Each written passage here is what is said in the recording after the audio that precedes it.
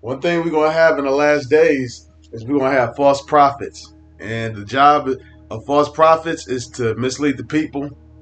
They're the wolves in sheep clothing, designed to get the sheep off of his path. Now I'm going to start here with Jeremiah 29 and verse 9. It says, start up again, actually. Jeremiah 29 and 7. And seek the peace of the city whither I have caused you to be carried away captives, and pray unto Yahweh for it. For in the peace thereof shall ye have peace. For thus saith Yahweh of hosts, the God of Israel, let not your prophets and your diviners that be in the midst of you deceive you, neither hearken to your dreams, which ye cause to be dreamed. For they prophesy falsely unto you in my name. I have not sent them, saith Yahweh. So, those who are prophesying falsely, and most of the time, the false prophets, they're going to prophesy of peace, safety. We got 30 more years. You know, you gotta flee out of Babylon. You gotta go get you a one-way ticket to Egypt right before the Arab Spring happens. These are the false prophets. But how would you know a false prophet from a real prophet? Because first, you're not going to know a prophecy, and you're not going to know until that prophecy either comes to pass, or you're not going to know until that prophecy fails. And a false prophet, a good, should I say good? A cunning false prophet is going to give you a false prophet that you won't have the time or to determine if it's fake or not. For instance, might say Yahweh Shai come back in the year 3000, and you could be holding on to that false prophecy. Meanwhile, how would you know that that's false? Well, one way you will know that it's false, there's many ways. Start with 2 Timothy 2 and 15 real quick.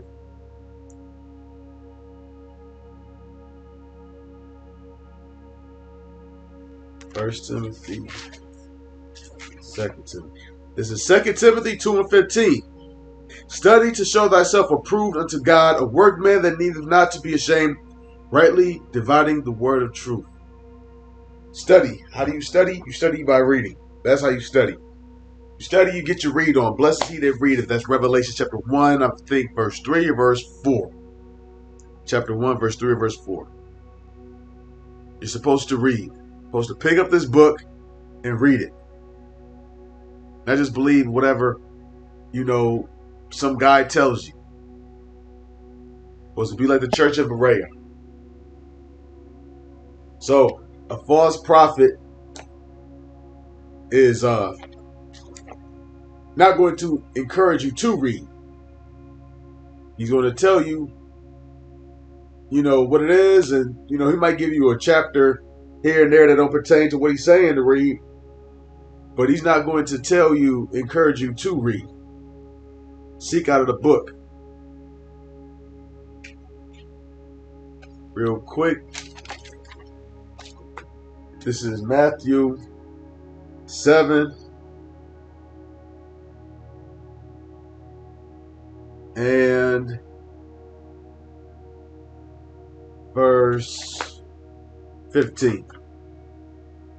It says,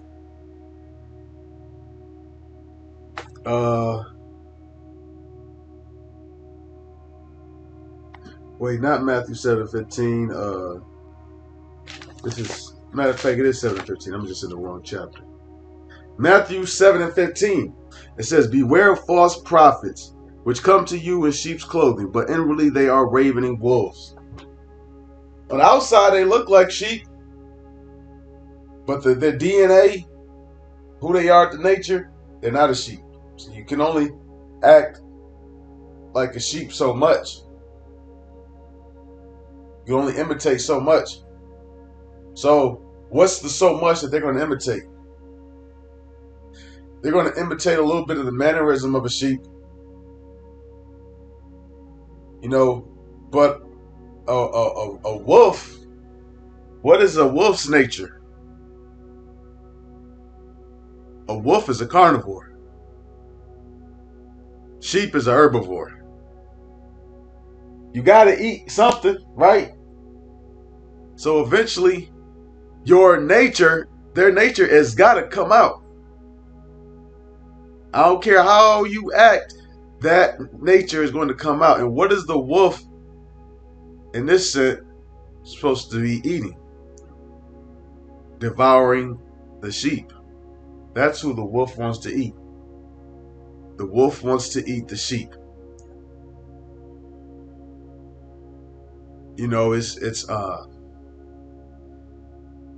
very, very satanic doctrines out here. And you have some people that believe, in these Luciferian doctrines. Just like as much as we believe in the Heavenly Father, and we're trying to get to heaven, there's some people that believe in Satan, and that they need to actually bring people away from the truth into the light of dark, or into darkness. And that's righteousness. There's some people that believe that Adam and Eve were held prisoners in the Garden of Eden, and it was the serpent who set them free. And God has been trying to control and run their lives of humans ever since. And it's good old Satan who we need to love and cherish and embrace. There's people that think like that, yes. And just like how we get people with subtlety, they feel like they getting people with subtlety. Just like how, we had sacrifices. They believe in sacrifices, human sacrifices. It's this stuff is real. You got people that they think they working up their salvation. One of the things that makes us believe they want to be like gods, become like gods. Ain't that what the serpent told Adam and Eve? If you eat from the, fruit of the tree of fruit of knowledge, you shall be come like gods. And you have a lot of these Freemasons and Rosicrucians or secret society that they trying to be like gods. They're trying to get their salvation. They understand that the Heavenly Father, Son, is coming back, and they're trying to defeat him. They feel like they're good. They feel like they're on the side of righteousness. And you can't tell them nothing different. It's a world that we live in that is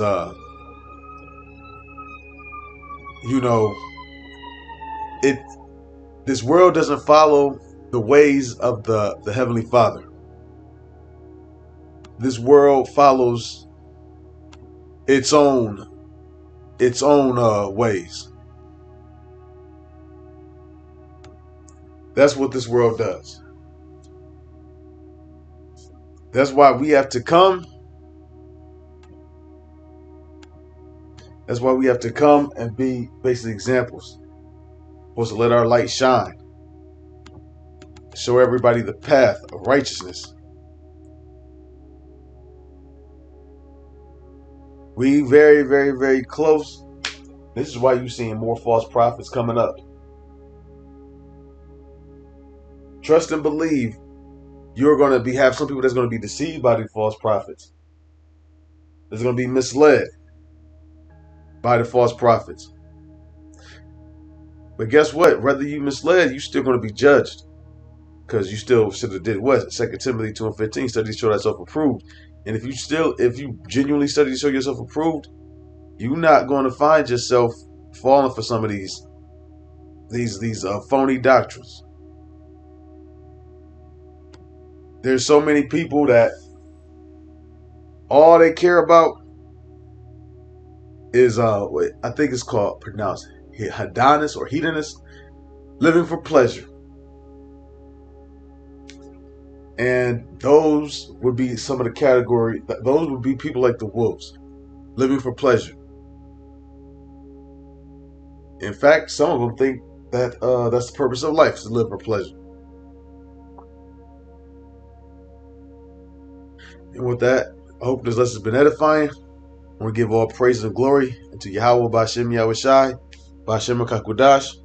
Double honors to the elders of GMS who were well. Peace, salutations, and shalom.